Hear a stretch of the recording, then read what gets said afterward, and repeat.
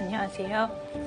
지난주에 판관기를 했는데요. 판관이라는 것은 왕정이 수립되기 이전에 일시적인 제도라고 그럴까요? 그런 것이었기 때문에, 그런 시대였기 때문에 이제 왕정에 대한 문제가 나오게 됩니다. 오늘은 판관기하고 사무엘기에 걸쳐서, 사무엘기는 다음 주에 할 건데요. 오늘은 판관기하고 사무엘기의 양쪽에서 좀 왔다 갔다 하면서 그 왕정에 대한 문제를 보도록 하겠습니다. 그래서 신명기 17장 14절부터 20절에 있는 임금에 대한 규정을 읽고 시작하겠습니다. 성부와 성자와 성령의 이름으로 아멘. 너희는 주 너희 하느님께서 너희에게 주시는 땅으로 들어가서 그 땅을 차지하고 그곳에 자리 잡은 다음 우리도 우리 주위에 있는 모든 민족들처럼 임금을 세워야지 하는 생각이 들거든. 반드시 주 너희 하느님께서 선택하시는 사람을 임금으로 세워야 한다. 너희는 너희 동족 가운데에서 임금을 세워야 하며 너희 동족이 아닌 외국인을 임금으로 삼아서는 안 된다. 그렇지만 임금은 군마를 늘리거나 그것을 늘리려고 백성을 이집트로 돌려보내서는 안 된다. 주님께서 너희에게 다시는 너희가 이 길로 돌아가서는 안 된다 하고 말씀하셨기 때문이다. 임금은 또 아내를 늘려 마음이 빗나가는 일이 있어서는 안 되고 은이나 금을 너무 많이 늘려서도 안 된다. 임금은 왕위에 오르면 레위인 사제들 앞에서 이 율법의 사본을 책에 기록해야 한다. 그리고 그것을 자기 곁에 두고 평생토록 날마다 읽으면서 주 자기 하느님을 경외하는 법을 배우고 이 율법의 모든 말씀과 이 규정을 명심하여 실천해야 한다. 그렇게 하여 그는 자기 동족을 업신여기지 않고 계명에서 오른쪽으로도 왼쪽으로도 벗어나지 말아야 한다. 그러면 그와 그의 자손들이 이스라엘에서 오랫동안 왕위에 앉을 것이다. 이게 신명기에 있거든요. 신명기 17장. 그러니까 아직 왕정이 없는 것으로 되어 있는 시대인데 그 시대에 이미 미리 임금에 대해서 이러이러해야 한다라고 말을 하는 것으로 되어 있습니다. 여기 보면 임금에 대한 조건이 많지는 않아요. 그저 외국인을 세우면 안 되고 하느님이 선택하시는 사람을 세워야 한다. 그게 있고 그런 다음에 이제 오히려 임금이 하지 말아야 될 것들과 해야 될 것들을 이야기하고 있습니다. 여기서 왕에 대한 임금에 대한 이해를 볼 수 있는데 끝에 가서 임금들에 대한 이야기를 하고 나서 끝에 가서 다시 그 문제를 돌아보도록 하겠습니다. 임금이 있어야 될까요? 없어야 될까요? 양편의 소리가 다 있습니다. 현실적으로 임금이 필요한 면도 있고요. 그런데 왕정에 반대를 하게 되는 이유들도 있고요. 이유가 한 개도 아니고 이런저런 이유들도 있고요. 판관기의 마지막 문장이 뭐냐면 그 시대에는 이스라엘에 임금이 없었다. 그래서 사람들은 저마다 제 눈에 옳게 보이는 대로 하였다라는 거예요. 어떻게 보면 조금 역설적입니다. 판관기에서 판관들의 업적들을 이야기를 했고 물론 판관들의 업적이라는 게 판관이라는 사람들 자신이 위대하다는 것보다는 그들을 통해서 하느님이 하신 일들이기는 하지만 그래도 그 판관들에 대해서 한참 이야기를 하고는 책의 맨 마지막 문장은 임금이 없어서 각자 제멋대로 했다. 혼란스러웠다. 이렇게 말을 하는 거거든요. 조금 끝이 좀 그렇죠.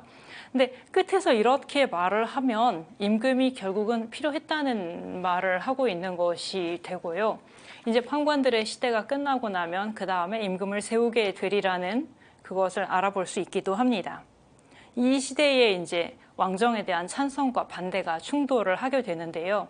성경에는 그러니까 이 판관기, 사무엘기 이 책들에서 왕정에 대해서 찬성을 하는 목소리도 있고요.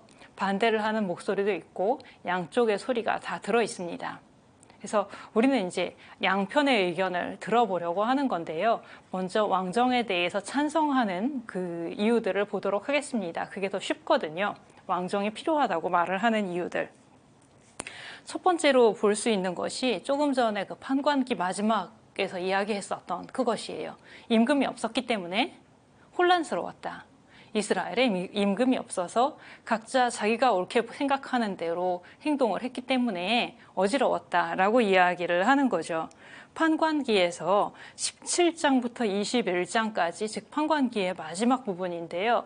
거기 보면 아마 그냥 판관기를 이렇게 읽으시다 보면 판관들 뭐 누구 이야기 나오고 누구 이야기 나오고 누구 나오고 삼손 나오고까지 갔는데 그 다음에 가면 막 이런저런 이야기들이 섞여 있는 것 같이 그렇게 느껴지실 수 있는데, 그것이 다 여러 종류의 이야기가 뭐냐면 혼란상이에요. 그 시대의 사회가 혼란했다라는 것을 보여주는 이야기들입니다. 예를 들면 17장에서는 에프라임 지파의 미카라는 사람이 우상을 만들고 스스로 사제가 되고 이런 이야기가 있고, 그 다음에 18장에 넘어가면 단 지파가 땅을 찾아서 나서서 라이스를 점령하고 단이라고 이름을 짓고 성소를 만들고, 아까 17장에 나왔던 미카라는 사람을 처음에는 그냥 자기 집안에 있었던 사람인데 그 단 지파의 사제로 데려가고, 그 다음에 19장부터 20장까지에서는 또 기브아 사람들이 레위인의 소실에게 이렇게 폭행을 저지르니까 그것을 복수하기 위해서 전쟁이 일어나는, 전쟁이라는 게 다른 민족이 침입해서 들어오는 것이 아니라 이스라엘 안에서 지파들 사이에 전쟁이 일어나게 되는 거죠. 베냐민 지파하고 다른 나머지 지파들하고 싸우게 되는 이런 모습들이 이제 19장부터 20장에 나오게 되고, 그리고 21장에서 베냐민 지파가 이제 다른 여러 지파들하고 전쟁을 하니까 이렇게 오그라들게 되잖아요. 그랬을 때 베냐민 지파가 실로에 가서 처녀들을 잡아와가지고 다시 살 길을 찾고 이런 모습들이 나오게 됩니다. 그러니까 17장부터 21장까지 조금 전에 보신 것처럼 종류는 다양해요. 뭐 우상을 만들고 뭘 어떻게 하고 뭐 이주를 하고 전쟁을 하고 폭행을 저지르고 이런 일들이, 여러 일들이 나오는데 공통적으로 뭐라고 요약을 하느냐? 임금이 없어서 그랬다라는 거예요. 임금이 없었기 때문에. 이 부분에 보면 17장부터 21장의 맨 처음과 맨 끝에 같은 말이 있습니다. 그 시대에는 이스라엘에 임금이 없었다. 그래서 사람들은 저마다 제 눈에 옳게 보이는 대로 하였다. 그런 판단을 내린다는 거는 이 혼란상의 원인이 임금이 없어서이고, 뒤집어서 말하면 임금이 필요하다. 이제는 임금이 있어야 되겠다. 라는 말을 하고 있는 것입니다. 판관기가 끝나면서 임금이 필요하다 하면서 다음 책으로 넘어가게 되는 거죠. 왜 그런 거 있잖아요. 드라마 같은 거 할 때 보면 맨 끝에 부분에서 다음 회를 보게 만들기 위해서 이렇게 던져 놓는 거, 그렇게 이해하셔도 되겠습니다. 판관기 끝부분에서 임금이 없어서 혼란했다라고 말을 하면서 그 다음 책으로 임금 문제를 넘기는 거죠. 이걸 볼 수가 있습니다. 하나가 그거고, 임금이 없어서 일어났던 이스라엘 안에서의 혼란상 이거고, 또 하나는 외적의 침입이에요. 현실적으로는 이게 가장 큰 문제였고, 제가 그냥 생각하면 이 이유 하나 때문에라도 결국 왕정은 설 수밖에 없었을 거예요. 현실적으로 말을 하면 외적의 침입 때문에. 판관 시대에 그때그때 외적이 쳐들어올 때마다 하느님이 판관을 일으켜 주셨는데, 근데 판관이 늘 있는 게 아니란 말이죠. 판관이 죽었어요. 어느 정도 기간 동안 지났는데 지금은 당장 별일이 없어요. 판관 없이 지내고 있는데 갑자기 쳐들어오면 어떻게 하지요? 하느님 판관을 세워주시겠죠? 그렇게 믿을 수 있지만 그게 눈앞에 당장 보이는 건 아니잖아요. 안정된 제도로서 왕정처럼 그렇게 있는 것은 아니고 백성 편에서는 필요를 느끼게 되는 거죠. 게다가 주변에 다른 민족들은 이미 임금들이 있었습니다. 그러니까 여호수아 때 가나안 정복할 때도 그 이야기가 잠깐 나왔었는데요. 그때의 가나안에 뭐 큰 나라들이 있는 것은 아니지만 도시 국가들이 작았어요. 작았지만 제도를 딱 갖추고 있었고 임금들이 있었습니다. 그러니까 나중에 보면 사무엘기에서 사람들이 가서 사무엘에게 임금을 세워달라고 할 때에도 다른 민족들처럼, 주변의 다른 민족들처럼 다른 민족들이 다 임금이 있으니 우리도 임금을 세워달라라고 말을 하게 되는 거죠. 저 나라들은 다 임금이 있고 근데 저 나라들에서 우리한테 쳐들어오는데 우린 임금이 없단 말이에요. 그러니까 우리도 임금이 있어야 되겠다라고 말을 하는 거. 이게 이제 또 하나의 이유가 됩니다. 그러니까 크게 이야기를 하면 이스라엘 자체 안에서의 자기들 안에서의 혼란한 모습들, 그런 질서 유지라고 할까요? 이런 측면에서 임금이 필요하다는 소리가 나오고, 또 한편으로는 외적의 침입에 맞서기 위해서 언제 쳐들어올지 모르는 임금이 있는 다른 민족들의 침입에 대비하기 위해서 임금이 필요하다, 이런 이야기들이 나오게 됩니다. 저는 이거 매우 현실적인 문제라고 생각을 하고요. 언젠가는 이스라엘에도 왕정이 설 수밖에 없었을 것이다 라고 조금 현실적으로 생각할 때 그렇게 봅니다. 그런데 판관기나 사무엘기에서는 왕정을 반대하는 이야기들이 있어요. 왕정을 반대하는 목소리들이 있습니다. 그 시작이 이제 판관기에서 먼저 나오게 됩니다. 기드온 때의 일인데요. 기드온이 미디안족으로부터 이스라엘을 구해냅니다. 미디안족이 와서 뭐 농사를 짓고 나면 농사 지은 거를 다 뺏어가고, 그래서 막 숨어서 곡식을 떨어야 되고, 그런 처지에 있었을 때 미디안이 지난주에 말씀드린 것처럼 300명을 이끌고 가서 전쟁을 해서 이제 이스라엘을 어려움에서 구해내게 되는데요. 그러고 나니까 사람들이 기드온을 찾아가요. 당신이 임금이 되어달라고, 당신과 당신의 후손들이 우리를 다스려달라고 왕조를 세우는 것을 말하는 거죠. 그렇게 말을 합니다. 그때 기드온이 그 요청을 받아들이지를 않아요. 그러면서 했던 말이 있는데 중요한 구절입니다. 내가 여러분을 다스릴 것도 아니고 나의 후손들이 여러분을 다스릴 것도 아니고, 판관기 8장 23절, 여러분을 다스리실 분은 주님이십니다. 중요한 구절이에요. 여러분을 다스리실 분은 주님이십니다.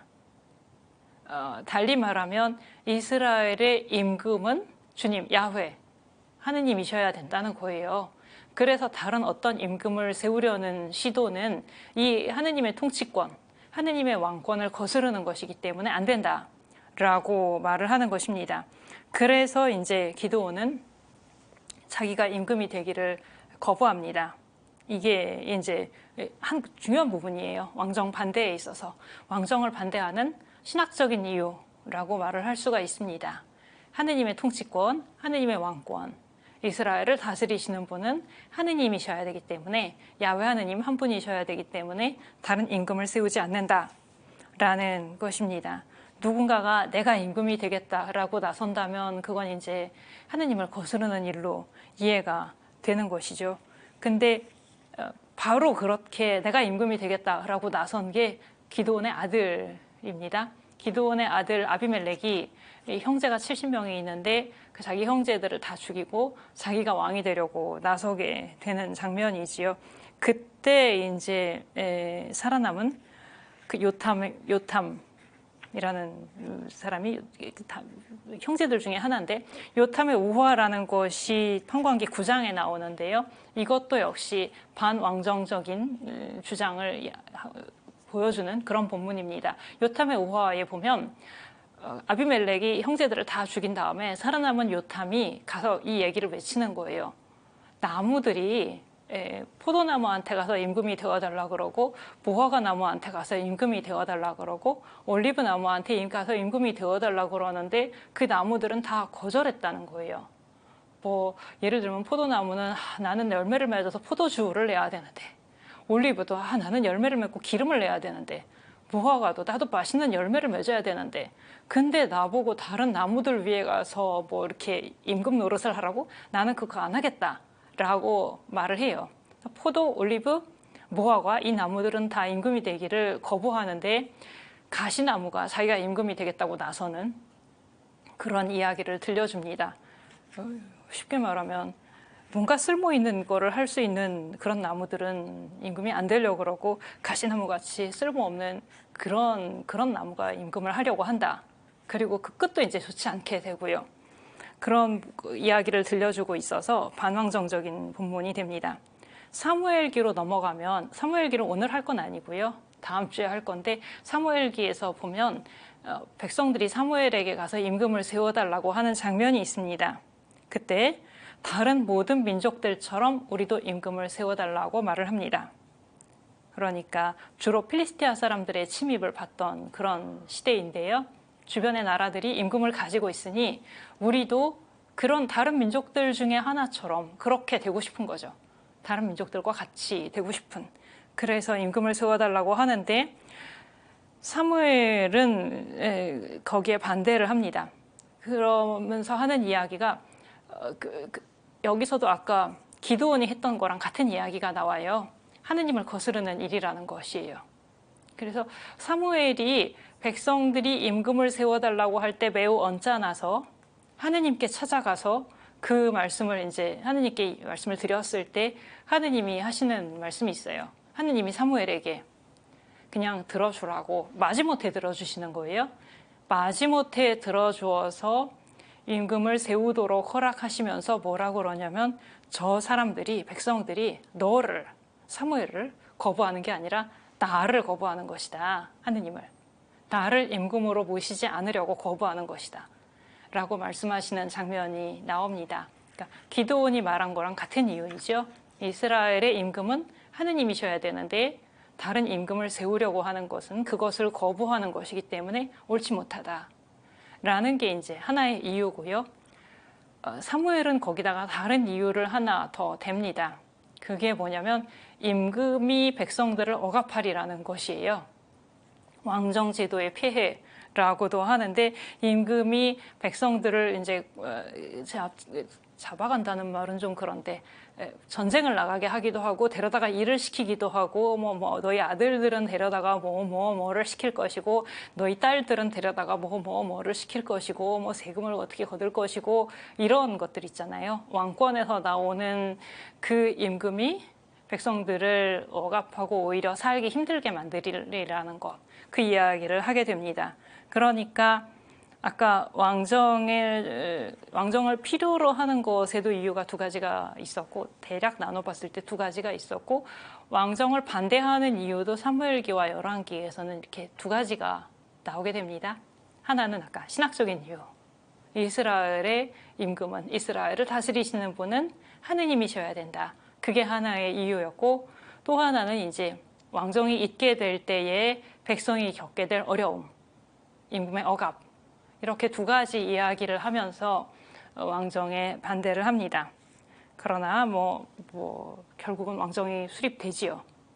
조금 전에 말씀드린 것처럼 하느님이 마지못해서 그러니까 이 장면에서는 하느님이 기꺼이 내지는 하느님이 뜻하셔서 왕정을 세워주신 것으로 되어 있지 않고 정말 백성들이 막 세워달라고 하니까 그 왕정의 피해를 다 알면서도 세워달라고 하니까 마지못해서 세워주시는 것으로 그렇게 나옵니다. 근데 그 다음에 또 사무엘 3권 9장에 가면 또 긍정적이에요. 거기는 하느님이 임금을 선택하시는 이런 장면들이 나오게 됩니다. 사울을 선택하시고 사무엘을 보내서 기름 붓게 하시고 이런 이야기들. 하느님이 백성의 울부짖는 소리를 들으셨고 이스라엘을 필리스티아인들의 손에서 구해내도록 사울에게 기름을 붓도록 하시는 이런 이야기가 나오고요. 사무엘이 사울에게 지금 이스라엘의 모든 기대가 누구에게 걸려 있는지 아시오. 바로 그대와 그대의 집안에 걸려 있소. 라고 말을 하고 있어서 하느님이 택하신 인물, 이스라엘을 구해내기 위해서 하느님이 택하시고 세우신 인물, 이렇게 묘사가 됩니다.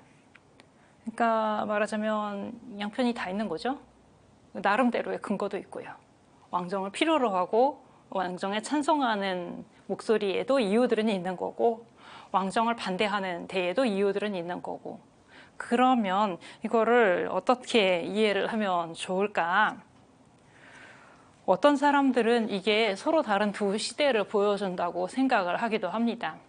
왕정을 찬성하는 그런 시대가 있었고 그런 시대에 작성된 본문들이 있고 그러다가 나중에 왕정을 반대하게 된 시기가 있고 특히 이제 왕정이 무너진 다음이에요. 다윗 왕조가 무너진 다음에 그 나라가 멸망하게 되는 데에서 왕들이 잘못했다라는 이야기들을 하게 되면서 왕정에 반대하는 목소리가 나중에 들어오게 돼서 그런 본문들이 사이에 들어가게 됐다. 제가 지금 말씀드리는 건 잠깐 이렇게 좀 지나가셔도 되는 부분이에요, 사실. 그러니까 친왕정, 반왕정 두 목소리가 나서 왜 이렇게 서로 다른 이야기들이 있느냐에 대해서 간단히 말씀드리면 서로 다른 시대를 배경으로 한다. 이렇게 설명하는 경우들이 있습니다. 되게 공부할 때는 그런 식으로 설명들을 많이 하는데요. 우리는 좀 다른 식으로 가보도록 하겠습니다. 저는 이 친왕정과 반왕정 사이의 갈등이라는 거를 생각할 때 그것을 가장 잘 보여주는 사람이 사무엘이라고 생각을 해요. 그리고 사무엘도 참 안 됐다고 생각을 합니다. 안 됐다. 제가 성서 읽으면서 이제 모세도 불쌍하다고 생각을 하고 막 사무엘도 너무 안 됐다 이런 생각들을 많이 하는데 사무엘은 자기는 반왕정이에요. 나는 왕정을 반대하고 백성들이 왕을 세워달라고 그럴 때 언짢아 하는데 근데 사울을 기름 부어서 임금으로 세우고 다윗을 기름 부어서 세운 것이 또 사무엘이에요. 안 됐다고 생각하지 않으세요? 나는 반왕정인데 하느님은 나를 보내셔서 임금이 될 사람에게 기름을 부으라고 하시는 그 사무엘한테서 이제 친왕정과 반왕정이 만나는 장면을 볼 수 있다고 생각을 합니다. 그리고 사울과 사무엘의 관계에서 사무엘은 자기가 사울을 그렇게 기름 부어서 왕으로 세웠지만 사울이 임금이 된 다음에 뭐라 그럴까요? 사울을 비판하는 역할을 하는 것도 또 사무엘이에요. 사울의 왕권이 잘못되어 가는 것들을 볼 때 이제 그의 잘못을 지적하고 이거는 다음 주에 사무엘기를 할 때 나올 것인데요. 사울이 그 왕권을 잃어버리게 되는 하느님이 사울을 내치시게 되는 데 있어서 그걸 전달하고 선포하는 역할도 역시 사무엘이 하게 됩니다. 글쎄요. 친왕정과 반왕정 왕이 있어야 된다는 것과 왕정의 문제점 이게 어떻게 같이 갈 수 있을까요? 현실적으로 왕정은 결국은 수립될 수밖에 없었을 거라고 생각을 합니다. 현실적으로 외적의 침입을 맞서야 되고 주변의 나라들에 다 임금이 있었고 그런데 문제는 뭐냐면 이게 이제 결정적인 부분이에요. 절대 왕정이라는 건 안 된다는 거예요. 임금은 결국은 있게 되는데 그 임금이 한마디로 말하면 하느님 위에 있으면 안 되는 그런 것이죠. 임금이 하느님 아래에 있어야 되고 그러니까 이스라엘을 다스리시는 분은 하느님이시고 이스라엘의 임금은 그 하느님 밑에서 하느님의 백성을 돌보는 그 위치에 있어야 한다는 것입니다. 그런데 그 임금이 하느님보다 위에 있고 하느님의 뜻을 거슬러서 자기의 뜻을 펼치려고 하고 자기 마음대로 다스리려고 하고 자기 뜻대로 백성을 억압하고 이렇게 되면 그 왕권은 뭐라 그럴까요? 이스라엘의 왕정 이해에서는 의미를 잃어버리게 되는 하느님의 통치 아래에 있지 않은 왕권이 되는 그렇게 되는 것이죠. 그러면 어떻게 하면 이스라엘의 임금이 하느님 아래에 있을 수 있을까? 율법대로 살면 됩니다. 율법에 충실하면 되고 그리고 율법에 충실하지 않을 때는 예언자들이 옆에서 말을 해주기 때문에 그 예언자의 말을 들으면 됩니다. 그러니까 율법을 읽고 율법에 충실하고 그러지 않을 때 예언자가 말을 하면 그 예언자의 말을 듣고 그렇게 하면 임금이 하느님 아래에 있을 수가 있어요. 근데 이거를 어기게 될 때 이제 왕정이 의미를 잃어버리게 되는 그런 모습이 나타나게 됩니다. 처음에 시작할 때 읽었던 신명기 17장에서 임금이 하지 말아야 될 것들은 뭐 군마를 늘리지 말고 뭐를 하지 말고 있는데 임금이 해야 한다는 것은 율법서를 옆에다 두고 늘 읽으라는 것이었습니다. 율법서를 늘 옆에다 두고 읽으면서 그 율법이 명하는 대로 살아가라는 것. 오른쪽으로도 왼쪽으로도 벗어나지 말고 이 표현 벌써 여러 번 나왔죠. 여호수아기 때도 나왔고 오른쪽으로도 왼쪽으로도 벗어나지 않고 거기에 충실하게 살아갈 때 그럴 때 하느님의 뜻에 맞는 왕정이 될 수 있다는 것. 이게 결국은 왕정에 대한 찬송과 반대의 논쟁에서 보여주는 결론이라고 생각합니다. 다음 주에는 사무엘기에서 어떻게 왕정이 수립되는지를 보도록 하겠습니다. 감사합니다.